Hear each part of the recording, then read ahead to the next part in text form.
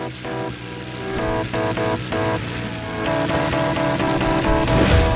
love me in a frozen time, hungry for that flesh of mine,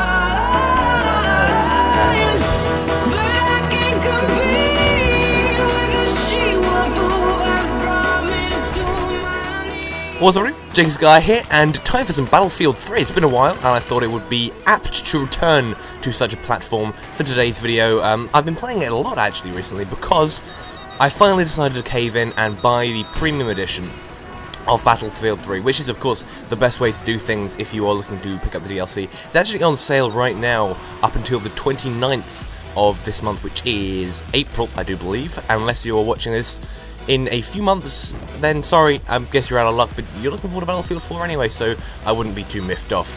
Yes, it is on sale for half price, £19.99 if you're in Great Britain, something similar for euros, and probably about 35 bucks for the US. You get all four of the now, all of the DLC has been released now. They're fully working on the next title, so that is all four DLC packs: Aftermath, Back to Karkand, Close Quarters, and Endgame.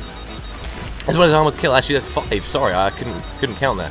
As well as a whole bunch of new weapons, a whole bunch of new assignments, and really, DICE did DLC well in this game. I mean, if it wasn't for issues with Origin and EA and all the negative stigma that come with them, then this would be an almost perfect video game platform and kind of a textbook case copy, really, for other games to follow.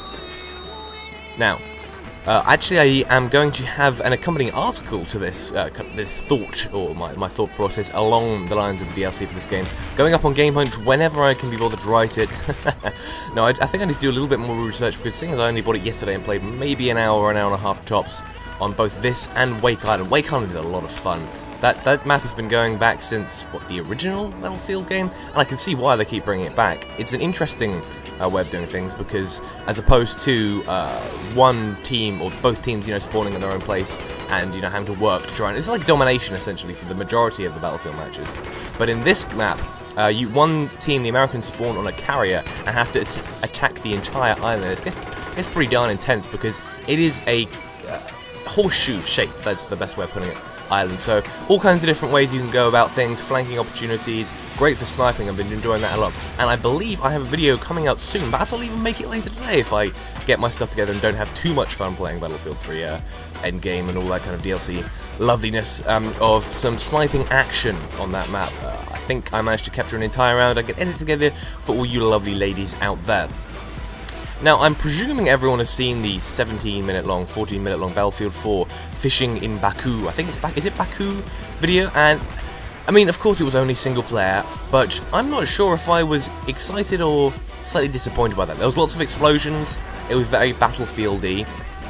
It was kind of epic, and that was about it. There was nothing really new there. There was a single-player spotting thing. Of course, as I just said, it's only single-player footage, so we can't really derive too much from that.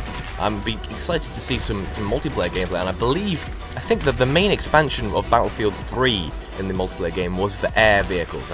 I know jets and choppers have been around for ages, but they really were fully implemented into this, because I think, Battlefield Bad Company 2 was the main, almost mainstream Battlefield game. That's the one I first picked up. Then I picked up this one, and there were choppers in that, but there were no jets, I remember correctly. There were UAVs though. That was quite an interesting little addition. Now we have the MAV, so I guess there's kind of a middle ground to be made.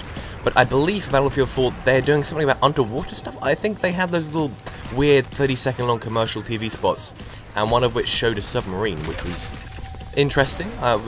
Interesting to see how that kind of gets implemented. I mean, they brought in a darn dropship and airship AC-130 into the game, so I don't see why they couldn't have a submarine that does a similar kind of thing. Perhaps launching some sort of missiles, like a long-range artillery mortar kind of thing, also acting as a mobile spawn point. Opportunities are endless for the new game. Art style, there's a new kind of art style. I kind of do like the blue. I wish they could just remove the darn blue tint filter from multiplayer, because that makes the graphics so much better. If you've seen footage and screenshots from kind of lobbies, private match lobbies that have been hacked, to remove the blue filter, everything looks much more beautiful by like 150%. So apart from that, I do like the kind of blue mini-map in the bottom left-hand corner, ammo counter and all that good stuff. But they're changing it to grey, and it just looks a bit kind of... I hope they change it before the full release. The only other things I'd really be looking for Battlefield 4 is just to continue the amazingness of Battlefield 3, the epicness that it is. Maybe with some more infantry-based maps. I find myself doing a lot more vehicle shooting, and playing as infantry in this feels a bit underpowered. I mean, especially on the big armoured kill maps and such.